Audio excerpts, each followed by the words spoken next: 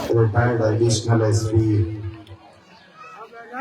और मेरे बहुत लंबे समय से परिचित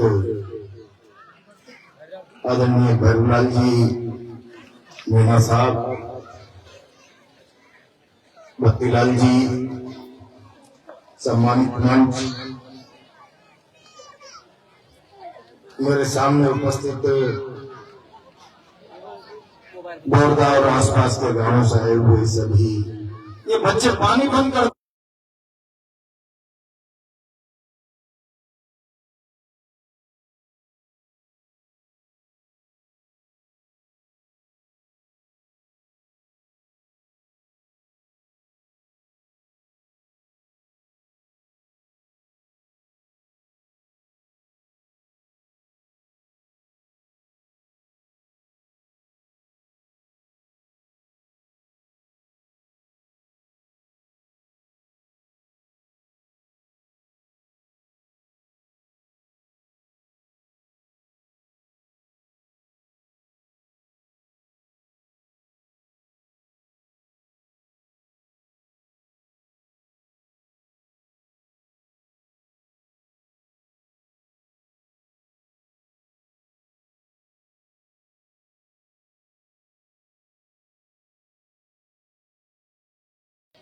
ये मेरे समझ में नहीं आ रहा।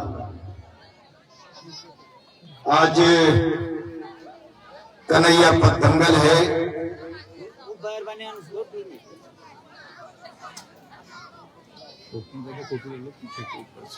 बात कन्हैया दंगल से शुरू करूं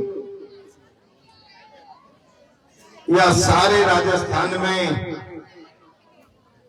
इस समय इसका इको बंद कर दो भाई, बिल्कुल मैंने कहा।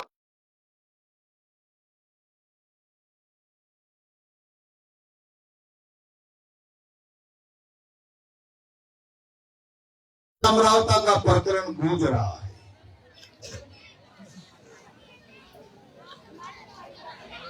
अभी मेरी पहले बहन इंदिरा जी बस बढ़ाइए भैया,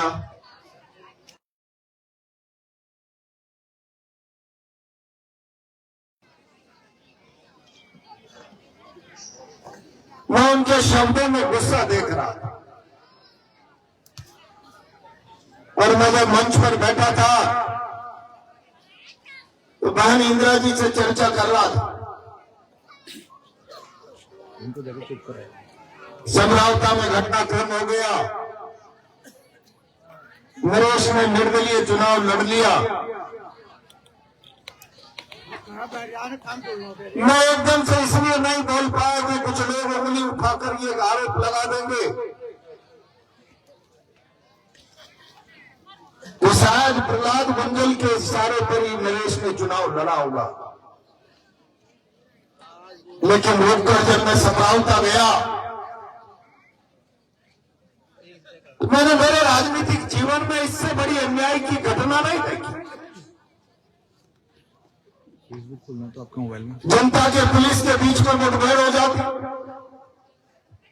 लाठी चार्ज हो जाती है, लाठी कम ज्यादा लग जाती है, आंसू गैस के गोले भी चल जाते हैं, कई बार फायरिंग भी हो जाती है।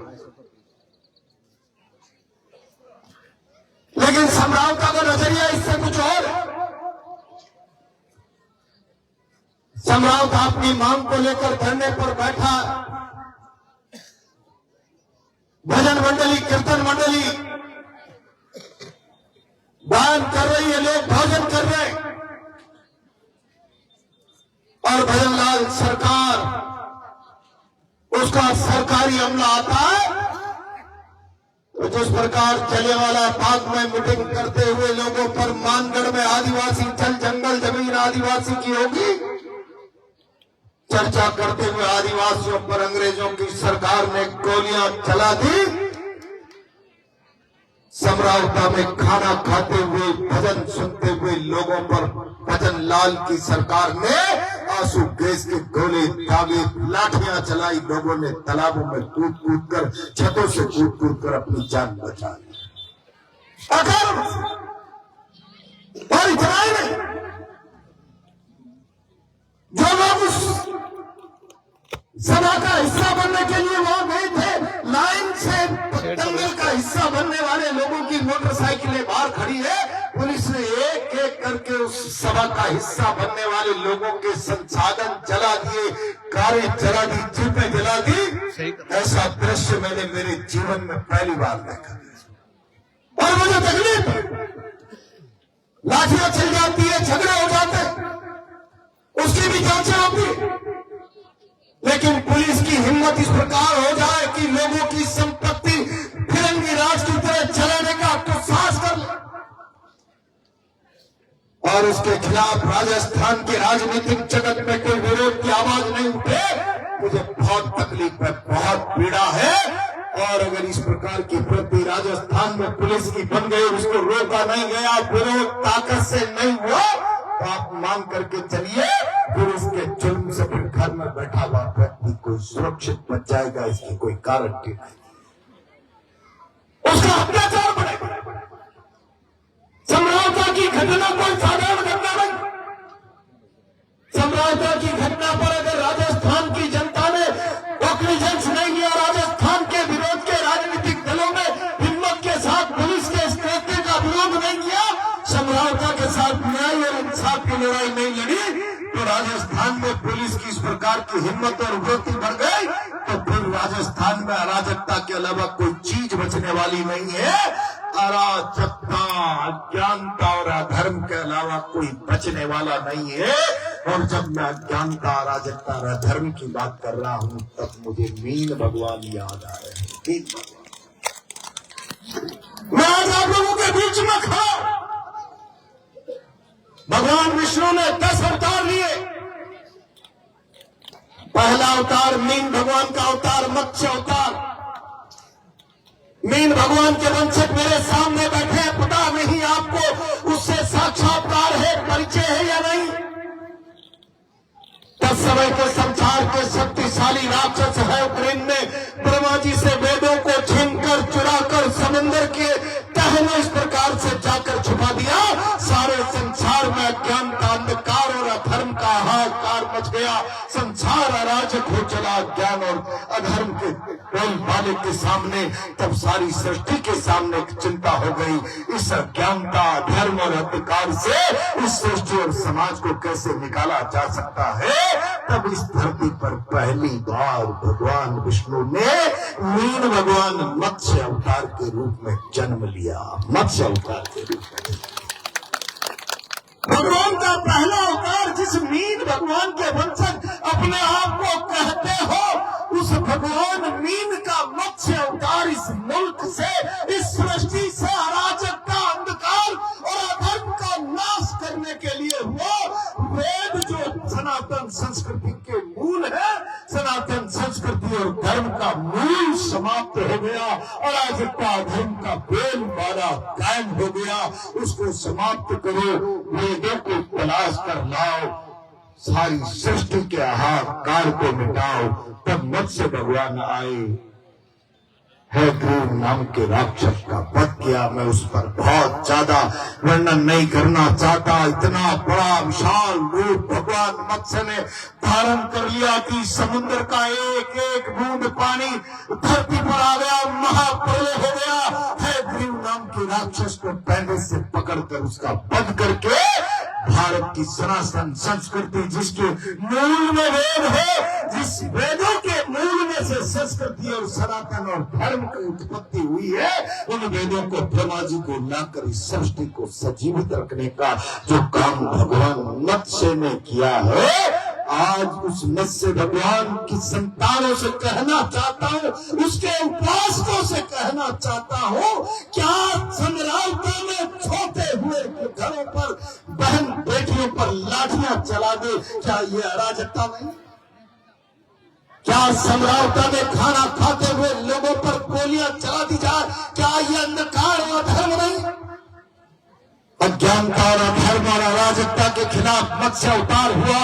तो आज अगर शासन अज्ञानता का प्रदर्शन करता है, अराजकता और अधर्म शासन की नीतियों के कारण अगर प्रदेश और देश में कायम होता है, तो फिर मत्स्य भगवान के इस वंशजों को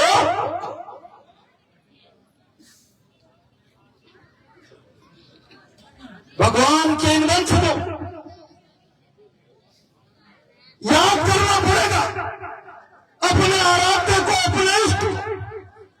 अपने आराध्य अपने इष्ट को याद करके अपने भुजबल को, अपने आत्म सम्मान को, अपने विवेक को सगाकर और इस अन्याय, अत्याचार और अराजकता के खिलाफ लड़ना पड़ेगा।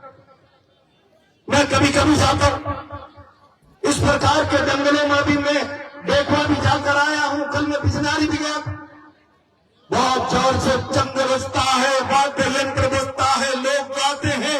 मैं जब वेदों के संरक्षण की, भगवान मत्स्य अवतार की बात कर रहा हूं, शायद इस संसार में वेदों का प्रचार करके बेटों की फसल काटने वाले, सनातन संस्कृति का नारा देकर फसल वोटों की पैना बोने वाले लोगों को भी अंदाजा नहीं होगा जिस परंपरा को सहज रूप से दंत कथा में वाद्य यंत्रों से भारत का ग्रामीण व्यक्ति जिंदा रख रहा है। ये सामवेद में से निकली हुई परंपरा है। ये वाद्य यंत्रों का वर्णन सामवेद में लिखा हुआ है। ये लोक गीतों का और संगीतों का वर्णन सामवेद में रखा है। आज भी जिन वेदों की रक्षा भगवान मत्स्य ने की, हम उस सामवेद की परंपरा, लोक गीत और लोक वाद्य यंत्रों को हम प्रचलित रूप से जिंदा गांव में रख रहे हैं। वेदों के उपासक हम हैं, वेदों के रक्षक हम हैं। वेदों सनातन के नारे देकर गोटों की फसल काटने वाले लोगों, सनातन के सौदागरों, आप तो वेदों के रक्षक नहीं हो। वेद की परंपराओं का नाश करके अराजकता, धर्म और अंधकार के मार्ग पर समाज को धकेलने के लिए शासन का बेजा इस्तेमाल कर रहे हो। और उस शासन के बेजा इस्तेमाल को, शासन की संधि और अत्याचारी ताकत को साम्राज्यता की बहनें रो रो कर, आंखें फोड़ फोड़ कर, रो रो कर पूरे राजस्थान को सुना रही है। घर में सो रही थी, पुलिस आ गई, टीवी फोड़ दी, सोफा जला दिया, पीछे जानवरों के लिए रखी घास जला दी, बकरियां खोलकर जान बचाई, जानवर जिंदे जलाए जा सकते थे। सनातन के नारा देने वाले लोगों, धर्म संस्कृति की रक्षा का ठुमका ढिंढोरा पीटने वाले लोगों, यह अत्याचार की कहानी किसने लिखी है? यह अत्याचार की कहानी तुम्हारी सरकार की पुलिस ने लिखी है। और उस पुलिस की कोई भी करतूत से, उस पुलिस की कोई भी कार्यस्थानी से राजस्थान की सरकार बच नहीं सकती, मुंह नहीं मोड़ सकती। और इसीलिए मैंने हर मंच पर यह कहने का प्रयास किया है, भजन लाल जी, आप एक बार सार्वजनिक मंच से, राजस्थान की विधानसभा चल रही है, हम 25 तारीख को आ रहे हैं, आप 25 तारीख से पहले कह दो, भजन लाल की सरकार, डबल इंजन की सरकार, इस प्रकार के घटनाक्रमों को, जनता पर होने वाले पुलिस या जुल्मों को अत्याचार नहीं मानती। भजन लाल की सरकार लोगों की संपत्ति जला देने के पुलिस के कृत्य को अपराध नहीं मानती, तो फिर हम यह आंदोलन वापस ले लेंगे। लेकिन अगर तुम्हारे अंदर सच बोलने का साहस है, धर्म की फसल काटने वाले, अगर धर्म तुम्हारे हृदय में जरा सा भी जिंदा है, तो ये कहने का प्रयास हिम्मत करके दिखा दो, जो कुछ समझौता में हुआ है वो न्याय संगत था। पुलिस ने गाड़ियां जलाई, न्याय संगत था। हम अपना आंदोलन वापस ले लेंगे। अगर यह न्याय था, यह अराजकता, अंधकार और अधर्म था, तो इस अधर्म को भजन लाल की सरकार करवा सकती है। मत्स्य भगवान जिन्होंने जन्म ही अधर्म, अंधकार और अराजकता का नाश करने के लिए लिया, उसका उपासक इसको बर्दाश्त नहीं कर सकता, किसी भी सूरत में बर्दाश्त नहीं कर सकता। और हम 25 तारीख को आएंगे, राजस्थान की विधानसभा को घेरेंगे, समरसता की न्याय और इंसाफ की मांग को ताकत देंगे। और अगर उसके बाद भी ये गूंगी प्रहरी सरकार, ये अराजक अंधी सरकार इसके कान में क्यों नहीं रहेंगी, तो हम पूरे राजस्थान के गांव-गांव में जाएंगे, इस अराजक सरकार के खिलाफ जनता की आवाज को बुलंद करेंगे। मैं इतना ही आज बोरगा गांव के लोगों के बीच में आह्वान करते हुए, जो इस विरोध की चिंगारी, चौथ के भरवाड़ा की धरती से समरावता को न्याय मिलना चाहिए, भैरवलाल जी मीणा और सारे लोगों ने मिलकर जलाई है, वो चिंगारी बारूद बन जानी चाहिए, इतना बड़ा कि भजन लाल सरकार को समझ में आ जाए और समझौता के साथ न्याय की इबारत नहीं लिखी गई तो भजनलाल सरकार राजस्थान में अपने दिन पूरे नहीं कर पाएगी। राजस्थान संघर्ष के रास्ते पर आकर खड़ा हो जाएगा, सरकार को नानी याद दिला देगा। मैं इस बात का आह्वान आज बोरदा की धरती पर करना चाहता हूँ, यहाँ के नौजवानों से कहना चाहता हूँ। ये वाद्य यंत्र सुनते हो भीड़ भी हो जाती है। ये वाद्य यंत्र शौक नहीं है, मनोरंजन नहीं। इस वाद्य यंत्र सामवेद की उपज है। जिन वेदों से भारत की संस्कृति निकली है, भारत का सनातन धर्म निकला है, वो सामवेद हमें संगीत की, लोकगीत की और वाद्य लोक वाद्य वादन की हमको साक्षी देता है। और उसी परंपरा पर संगीत वाद्य लोक गीतों के क्षेत्र में प्रचलित दंत कथाओं से भारत यहाँ तक पहुँच गया। आजकल के लोग जिनके विचार पर, चिंतन पर, मन मस्तिष्क पर भौतिकता की पर्दे छा गई होगी, वो इन गीतों को कह देते होंगे जिनके मन विचार पर भौतिकता की परत आ गई। ये तो कामों के गीत दिखते हैं। अरे भौतिकता के पुजारियों, ये सामवेद की जड़ है, ये सामवेद की भारत को देन है, ये सामवेद का जीवंत दर्शन है, जिसको मोदी जी और उनकी सरकारें नारे लगाकर प्याज की फसलें काटती होगी, हम उसको अपने जीवन में जिंदा रखते हैं। ये सामवेद का दर्शन है। आओ, धर्म की फसल काटने वाले सामवेद के दर्शन करना चाहते हो, वेदों का प्याज वसूलने वालों, तो फिर आओ कल बंजारी में देखते सामवेद का लोक वाद्य लोकगीत। आज बोरदा में देखो, 15 दिन पहले डेकुआ में देखते, हम उस सामवेद को जी रहे हैं, हम संस्कृति को जी रहे हैं, उसकी उपासना पद्धति के मार्ग पर चल रहे हैं। भौतिकता की प्रति दिमाग पर चढ़ा चुके सत्तासीन मॉडर्न लोगों, तुम्हारा संस्कृति से कोई रिश्ता नहीं है। तुम तो केवल संस्कृति के सौदागर हो, संस्कृति सनातन के नारों के व्यापारी हो। हम उसके उपासक हैं और उपासक उसके साथ अन्याय होता हुआ नहीं देख सकता। ये जुल्म की कहानी तुमने लिख दी, अब उस पर हम आर पार की लड़ाई लड़ेंगे। बोरदा क्या इस बात का समर्थन करता है? 25 को करता है, तो फिर 25 को सब लोग विधानसभा आए। बहुत बहुत धन्यवाद।